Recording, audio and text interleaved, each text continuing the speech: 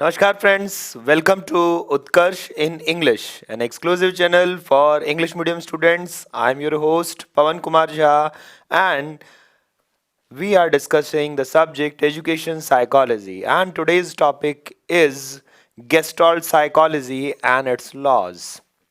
So we are talking about today the Gestalt laws. Welcome to all the students who are with us. Let us begin because it is a very long topic and we have a limited time to discuss. So first law is figure ground organization law. So whenever we have the perception, for the perception we have to identify the difference between figure and ground. Like you can identify me out of the background of the screen. Why? Because you can clearly define the various figure and the background on the organization.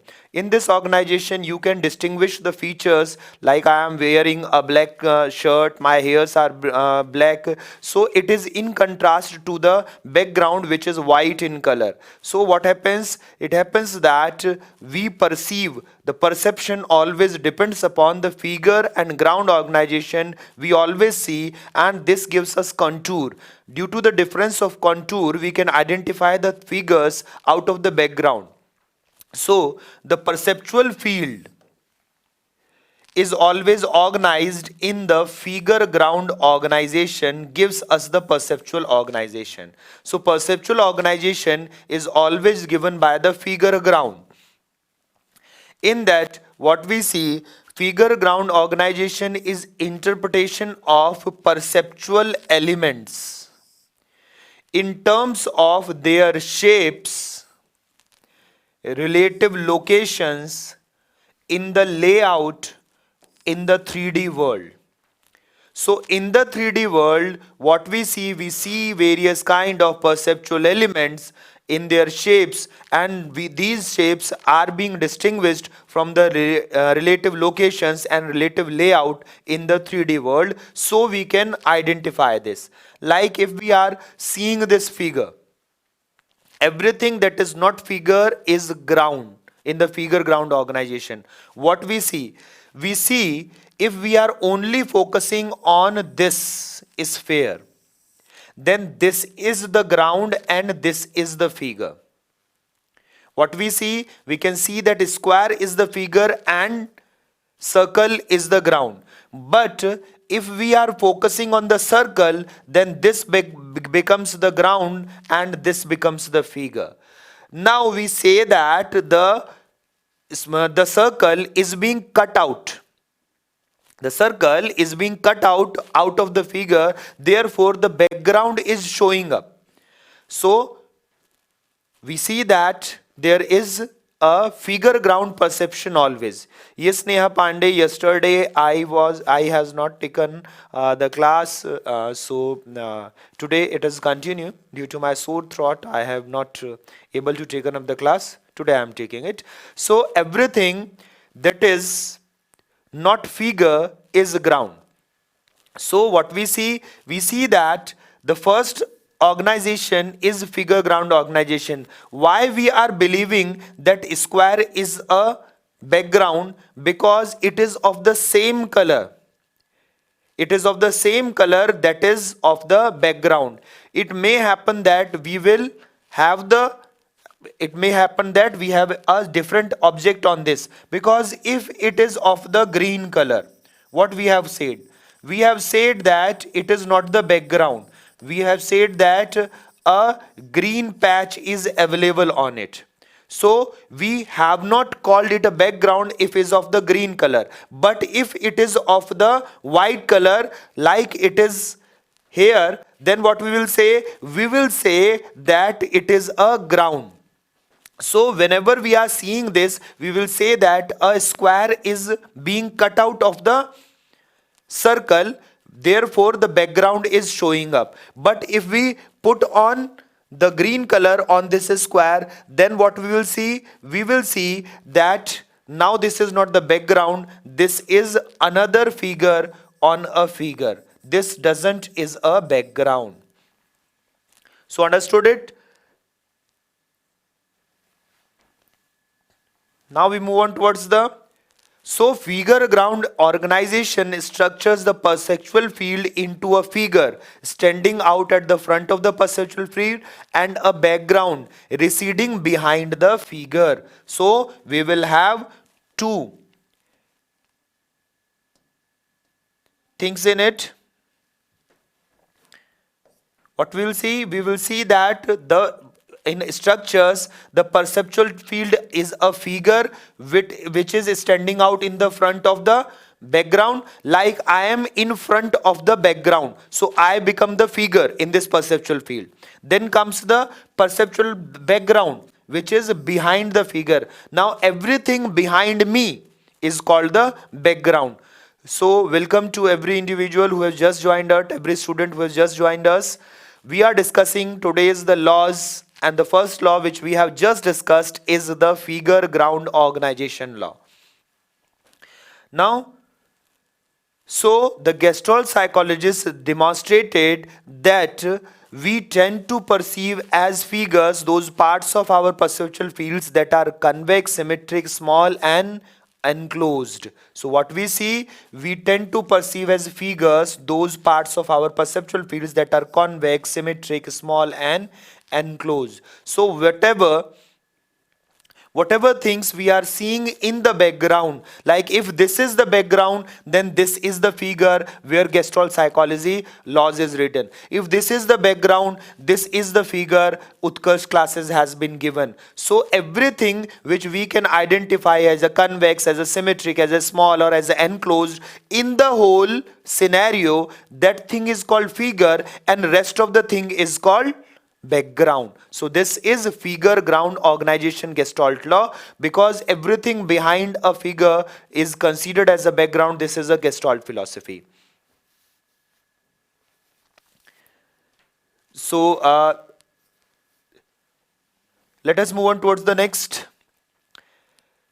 The one of the examples being given by the figure ground organization is the camouflage, because we are using camouflage to make the jerseys or various kind of clothes for like the defense services, in the army, in the navy. We make the clothes according to this, the uniforms according to this. So camouflage is the deliberate alteration of figure ground. We alter the figure ground so that figure blends into the ground.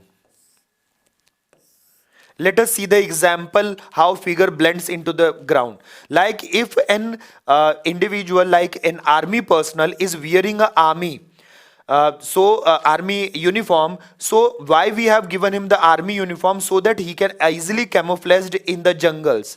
Like what we see, we can see these figures. So here what we start, we see that the army uniform is to camouflage the individuals with the various kind of cadets, so that they can be army personnel, they can be camouflaged. What we see here, the one army man is standing here, the second army man is standing. So we see that the army personnel are there. So these two army personnels are being camouflaged. Here we can't understand the figure ground. Let us see more examples. The nature is providing so much figure ground. And in the survival of the fittest, what we see? The owl is camouflaged as the bark. The moth is camouflaged as the bark of the tree. Or the vegetarians are camouflaged. What we see here? Here the giraffe is standing. The vegetarians are camouflaged. Again, the deer is being camouflaged. So what we see that if we cannot identify the difference between figure and ground, that means they are the similar. That means that figure and the ground blends into each other. Deliberate alteration we are doing, like we are doing for the military personals. Then we say that we have camouflaged them. So this is the concept of camouflage. So this is the owl being camouflaged. This is the moth being camouflaged on the bark of the tree. This is the giraffe being camouflaged in a African jungle, and this is the deer being camouflaged in the Indian jungle.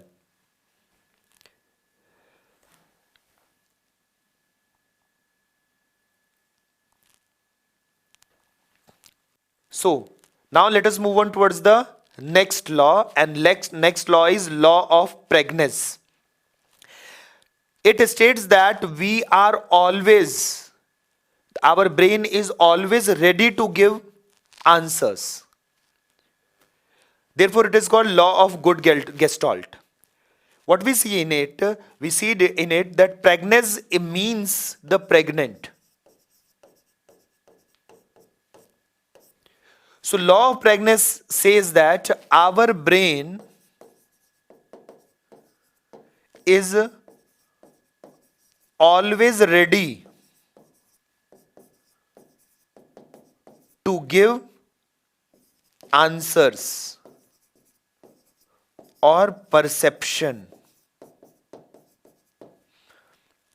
So our brain is always ready to give answers or perception. So according to Gestalt psychologists, the fundamental of principle of perceptual grouping is the law of pregnancy. So fundamental grouping in which we always perceives things according to our information processing, that is law of pregnancy, and it is called as law of good gestalt. So law of pregnancy says that we tend to experience things as regular, orderly, symmetrical and simple things. We always try to understand everything, and as we try to understand everything, therefore our brain works as a machine. So if a student says that I don't understand anything, that means the brain is dead, and it can't be true. Therefore the individual child is studying something, then he is understanding something, but he is not willing to express it, or he cannot correlate it. The law of pregnancy always say that our brain is always tend to experience things and make it a regular, order and symmetrical and simple. Therefore he perceives it as a information, and then construct it into a information in a language and speaks it. Therefore it always construct thoughts. Our brain, our gestalt always construct thoughts. That is the law of pregnancy. As Kafka puts it, of several geometrically possible organization that one will actually occur which possesses the best, simplest and most stable shape. So whenever there is something, our brain organizes to the best, simplest and most stable shape. So what it defines, like if I am making the shape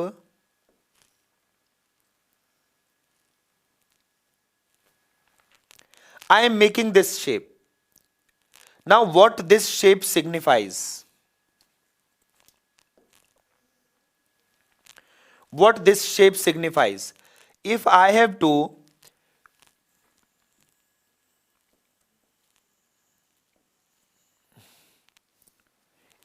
understand it, let me have two figures. I am putting A and B in A and C in it. So it signifies to be B. It becomes equivalent to B. But now what I say it, now I again make it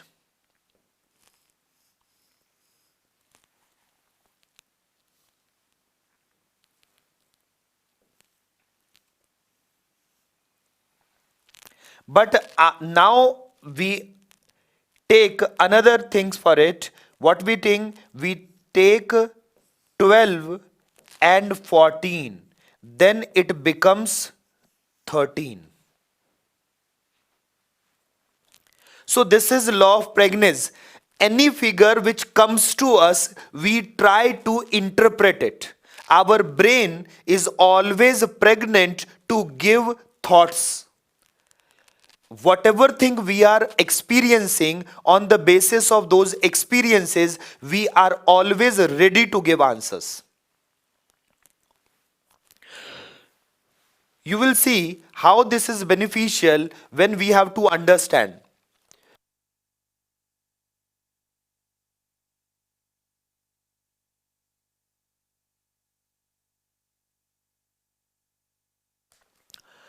So, when we have to understand things, we always perceive according to this. So, the understanding depends upon the gestaltism. In this gestalt, what we are interpreting it as a B, whereas in this gestalt, we are interpreting the same figure as 13.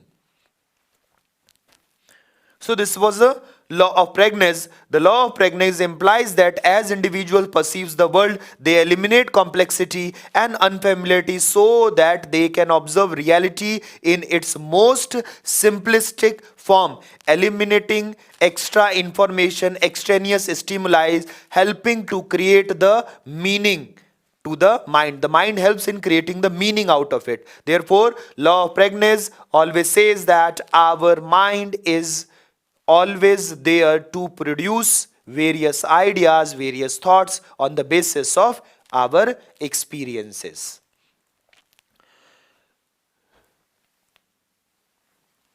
Now we are moving towards the next law, that is law of similarity. The law of similarity states that elements within an assortment of objects are perceptually grouped together if they are similar to each other. This similarity can occur in the form of shape, in the form of color, in the form of shading, or any quality which is equivalent. They are considered to be similar and they will make a figure out of the background. Let us have an example for it. So this similarity can be of the shape, color, shading, or other quality. They will be perceptually grouped together if they have similarity.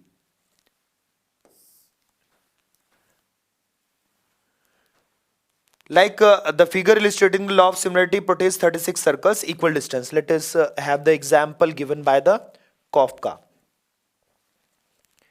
This is the example given by the Kafka. This is a figure. In this figure, what we see this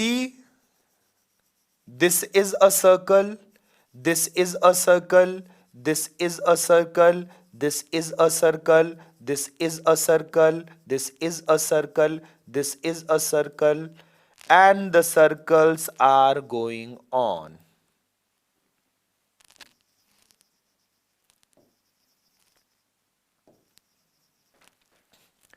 Whether you can see the line or not. If you are seeing the line, there is no line, but we can perceive the line. So this is the line which we can perceive because these dots are similar in nature. As these dots are similar in nature, this is the perception, the illusion given by the law of similarity. So what we are seeing here, we are seeing that the figure portrays circles all equal distance apart from one another forming a square. In this depiction, 18 of the circles are shaded dark and 18 of the circles are shaded light. This dark circles are grouped together and the light circles are grouped together forming 6 horizontal lines within the square of circle. This reception of lines is due to the law of similarity. So whenever we see these figures, we always make lines in these kind of things. So whenever we make lines in these kind of things, we will see that this is the gestaltism. Then comes the law of proximity. Now, law of proximity states that when an individual perceives an assortment objects, they perceive objects that are close to each other as forming a group. Now we have seen that out of the similarity, we have identified a group and made it a similar thing. But what happens if the groups are similar but still they are apart? So, what do you see in this figure? In this figure, there is one line. So, we are seeing line 1, line 2, line 3, line 4, and line 5. We are seeing these lines.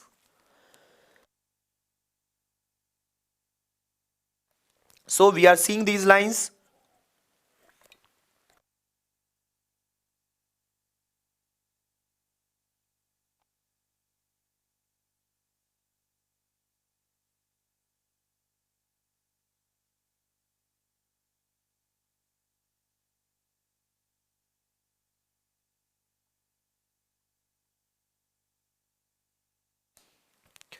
What we see, so you have perceived this as lines, but what we see, actually we see that these are not lines, these are the dots: 1 dot, 2 dot, 3 dot, 4 dot, 6, 7, 8, 9, 10, 11, 12, 13, 14, 15. 15 dots are put together. Still, we can depict them as a line because they are in the proximity. But we are not considering this as a line. This is not line. So why this is considered as line but this is not considered as line? So because in these stars are in proximity to each other, but they are at far from this line. These two are not proximal, these two are proximals. So we see that they are proximal, therefore can be considered as line, but they are not proximal, therefore they can't be considered as line. So this is the law of proximity. So what we see here, we see that the law of proximity always states that individual perceives an assortment of objects. They perceive objects that are close to each other as forming a group. So to understand the group, what we have to see, we believe those as objects as groups which are near, close to each other. Like we have seen in the figure, there are 72 circles, but we perceive the collection of circles in the groups. Specifically, we perceive there is a group of 36 circles on the left side of the image and 3 groups of 12 circles on the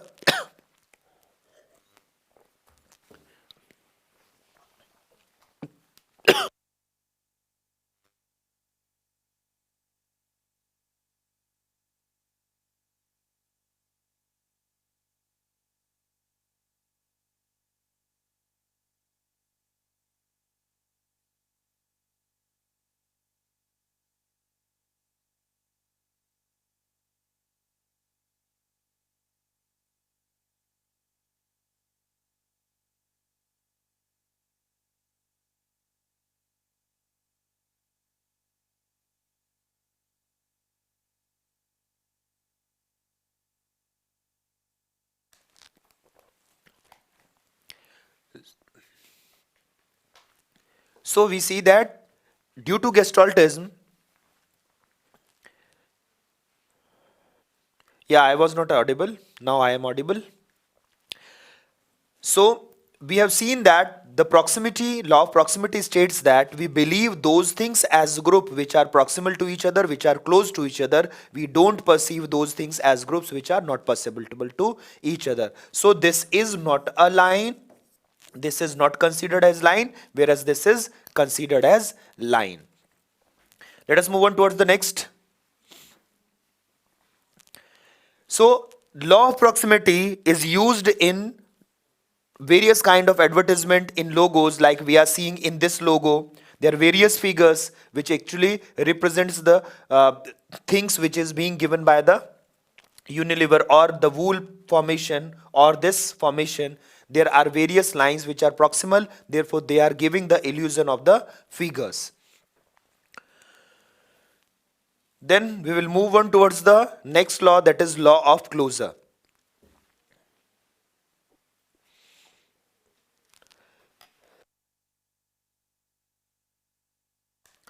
So in this law, what we are seeing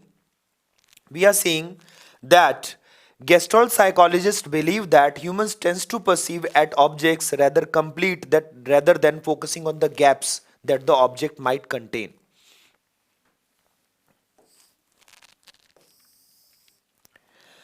So we always fill the gap, our brain always fill the gaps if there is any in the thing. Like if we are talking about, for example, a circle has good gestalt in terms of completeness. However, we will also perceive an incomplete circle as complete circle. Whenever there is incomplete circle, like if this type of figure is being given, we will take it as a circle. Why we are taking it as a circle? Because it is not a complete circle, still we believe that it is a circle. Because our gestalt gives us the completeness.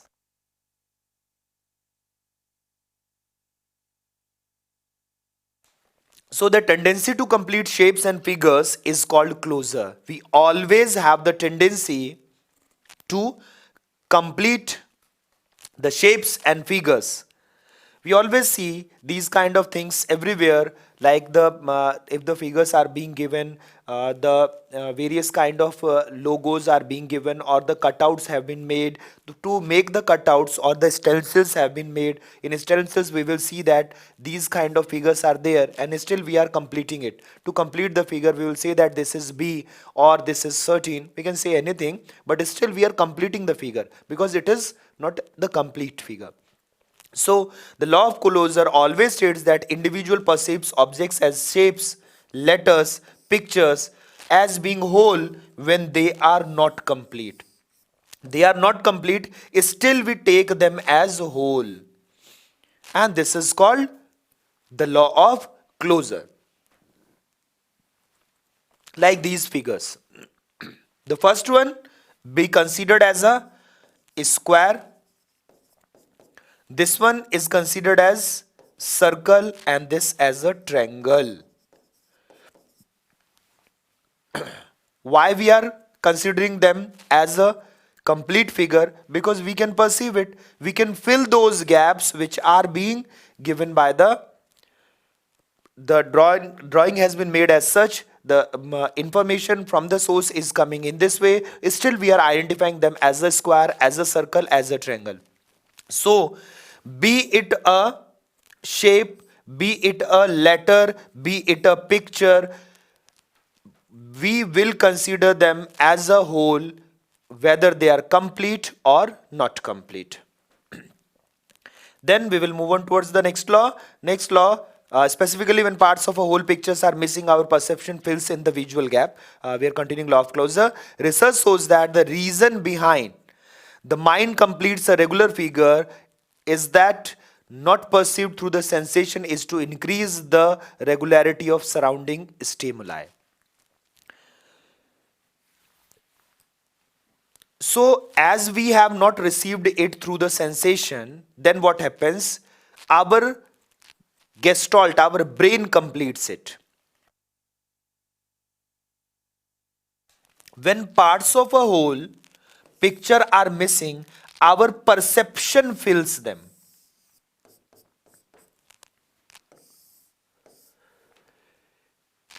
So our perception fills them, and research shows that mind completes a regular figure. Mind completes the regular figure.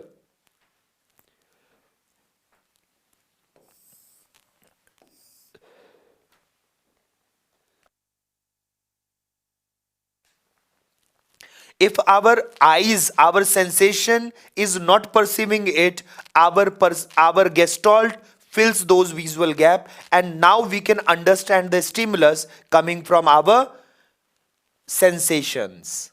That is law of closure. The figure that depicts the law of closure portrays that we perceive as a circle on the left side of the image and a rectangle on the right side of the image. However, gaps are present in the shapes. So these are the, we have seen the figures.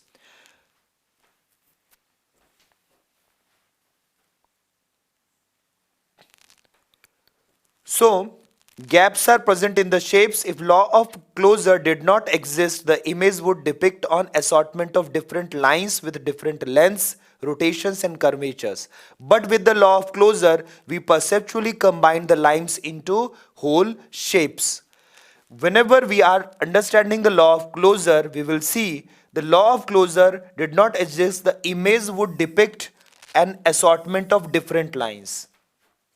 But with the law of closure, we perceptually combine these lines into whole shapes. Then comes the law of symmetry.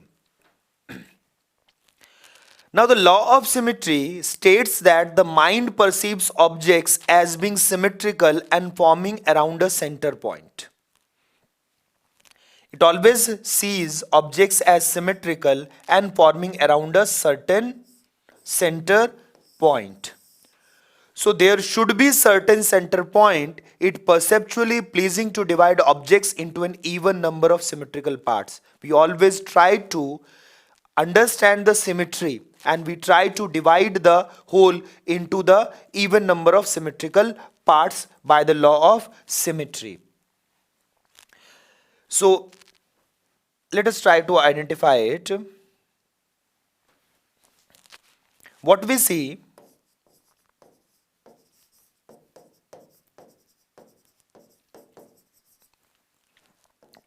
we are having this figure and this figure, then this figure and this figure, then this figure and this figure. Now what we see that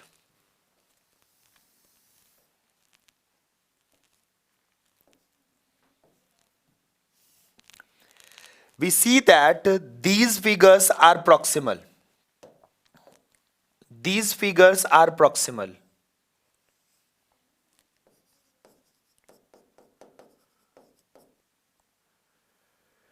So what we have here, we have law of proximity. So these will be considered as figures. No, law of proximity will not be defined here.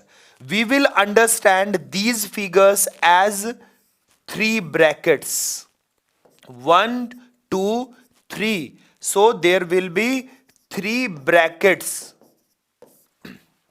So why we considering these apart, these far away figures as one figure, not these proximal figures as one figures? This is due to the law of symmetry. Due to the law of symmetry, we are not focusing on the law of proximity. We are not focusing on the law of proximity. We are focusing on the law of symmetry, where the symmetrical figures are considered as one whole rather than the proximal figures. So, in the understanding of the perception of this figure, we will use the law of symmetry. So the law of symmetry, when two symmetrical elements are unconnected, the mind perceptually connects them to form a coherent shape. We always coherent shape, or we call the coherent shape as pattern. So our mind always connects the unconnected elements to make a pattern. Similarities between the symmetrical objects increase the likelihood that the objects are grouped to form a combined symmetrical objects. Various objects will be combined to form the symmetrical object.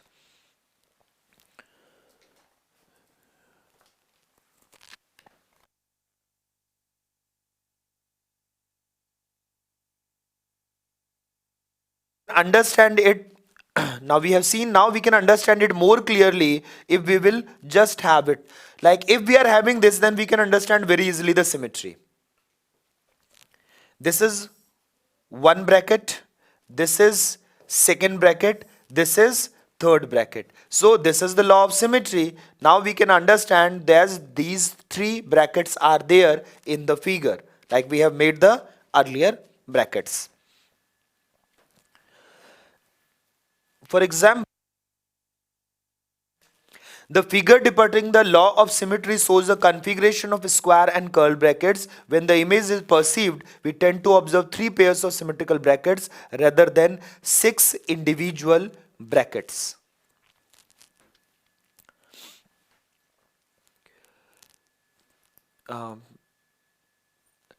So now we move on towards the next, that is law of continuity. Law of continuity, also known as law of good continuation, states that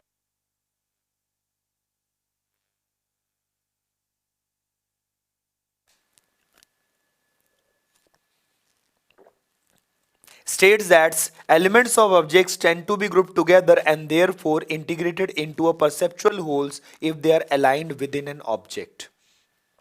So we have to understand that the things will be taken as together when they are aligned.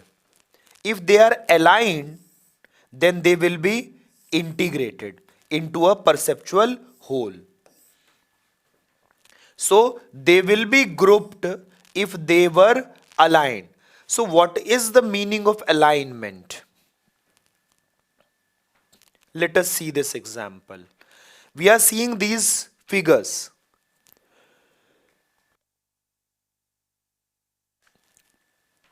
So we will not consider this as a line. This is wrong. This is considered as a line. Similarly,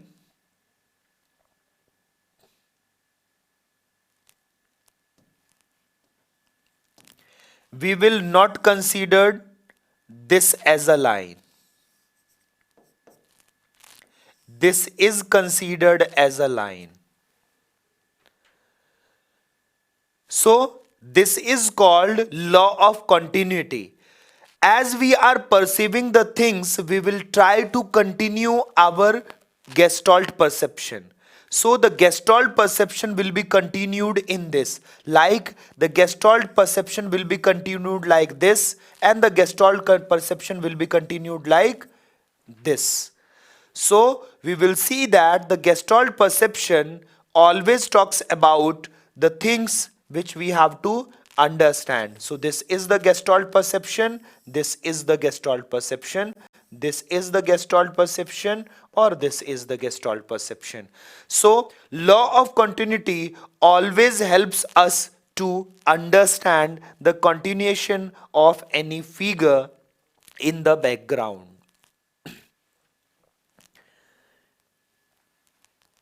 Then comes the law of past experience. It is also one of the things which we will understand when we are trying to understand the gestalt which we have used earlier also.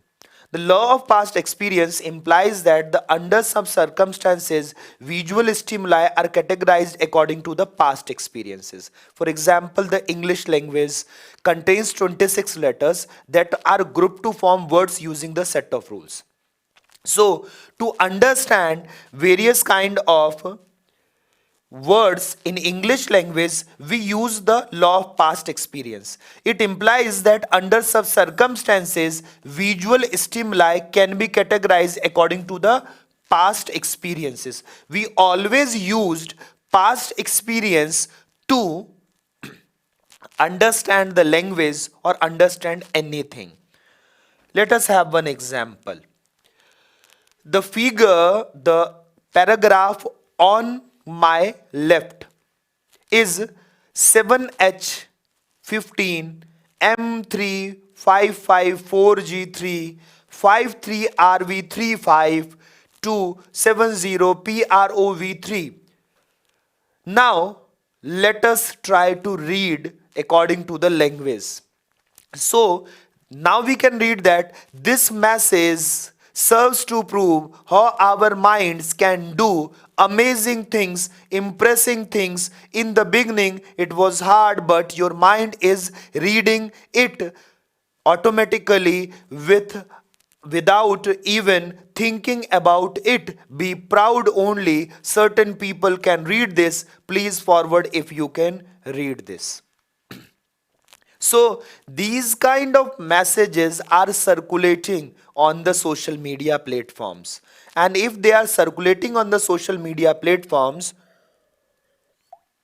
how we can perceive them? We can perceive them as the letters of English language because we have the gestalt of past experience. So use of law of past experiences gives the meaning by using the law of closure to combine the letters into the words. So now you have understood, as we have the previous experiences of such kind of things, we are getting the meanings out of the absurd terminologies also. On the absurd terminology, still we are getting various meanings. So, what we have seen, under circumstances, visual stimuli are categorized according to our past experience. And in the English language, it contains 26 letters that are grouped to form words using set of roles, and we are using them. Now let us move on towards the next, problem solving and insight. One of the famous laws of the Gestalt theory, the insight theory. So Gestalt contributed to the scientific study of problem solving. In fact, the early experimental work of Gestaltists in Germany marks the beginning of scientific study of problem solving.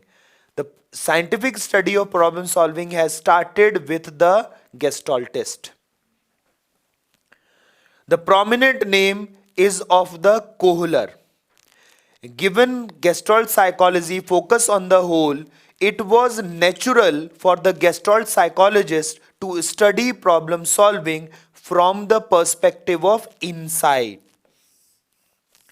So they have taken up the perspective of insight, by which organism sometimes suddenly transition from having no idea to instantly understanding the whole problem and its solution.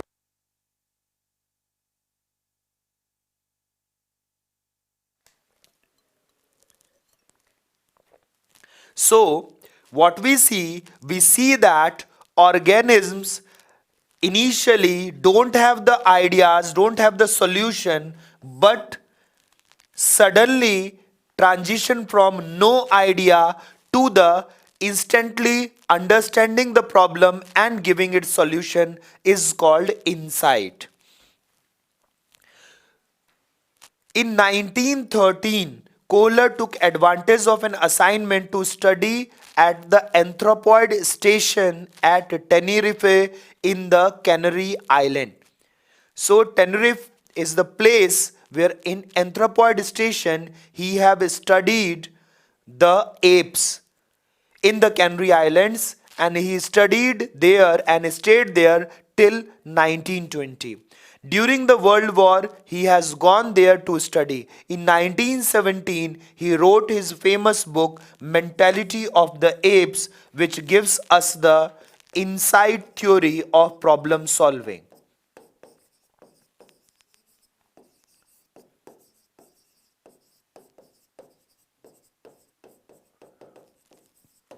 It gives us the famous theory of insight theory of problem solving.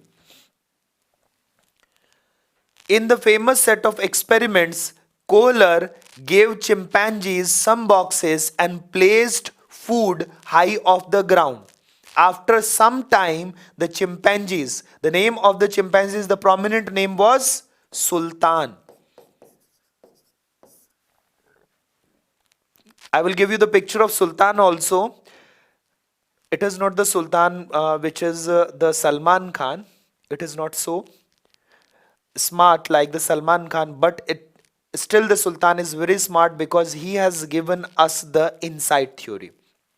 So Kohler gave chimpanzees some boxes and placed food high off the ground. After some time, the chimps appeared to suddenly realize that they could stack the boxes on top of each other to reach the food.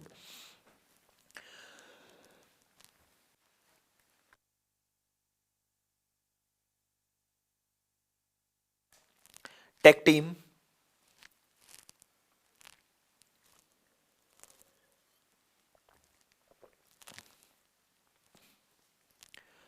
So what we see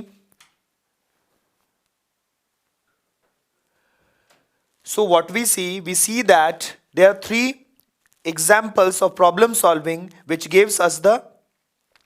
So in the first example, what we have seen, he has arranged the boxes.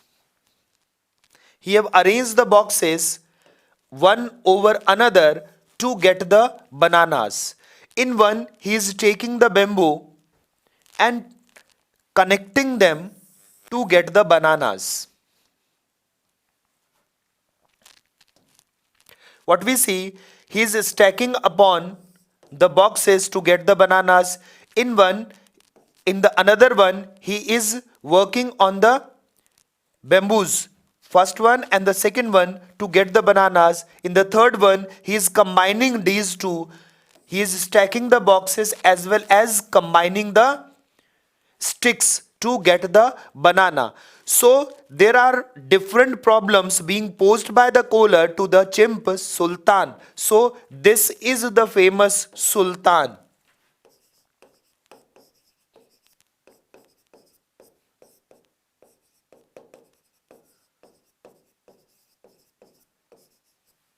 So this is the famous Sultan which is being studied in the Gestalt psychology. So let us move on towards the. So Max Wertheimer has also given the problem solving and insight. Max Wertheimer distinguished two kinds of thinking: productive thinking and reproductive thinking. Productive thinking is solving a problem based on insight, a quick, creative, unplanned response to the situations and environmental interactions.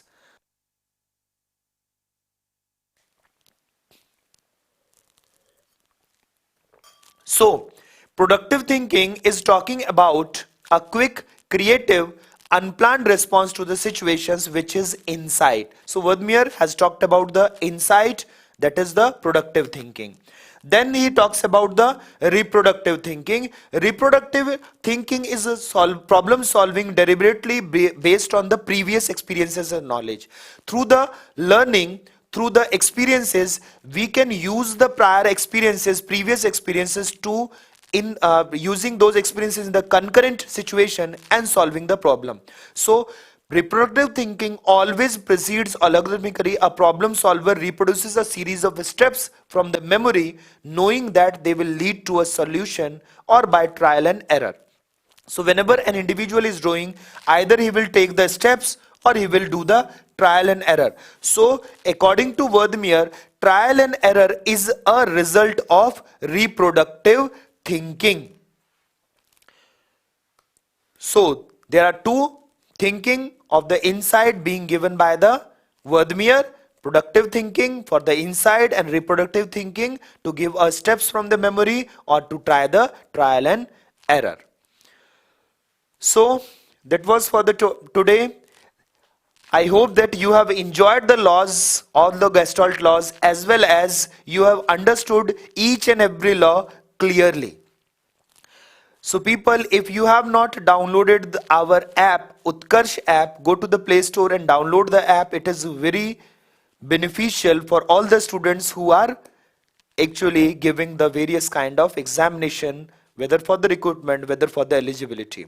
This topic is applicable to every teaching related exam like the eligibility test of CTET or the any state TETs and the recruitment exams like the RPSC grade 1st, grade 2nd and REET, or the various kind of exams in other states like in the Bihar or the UP or Delhi Triple SV. So it is applicable to everybody. Thanking all of you who are watching me. We will meet again. For the time being, good evening. Shabba khair. We will meet again. Namaskar to everybody. Click on the subscribe button to subscribe to our channel. Press the bell icon on the YouTube app and never miss another update. Download Karsh app from Google Play Store. Karsh app is one-stop solution for your competitive exam preparation with lots of unique and amazing features like create your own custom test, add YouTube videos in app library, add web reference link for quick revision, make your own custom flashcards. For each chapter, you can give online test and analyze your performance. So download Karsh app now.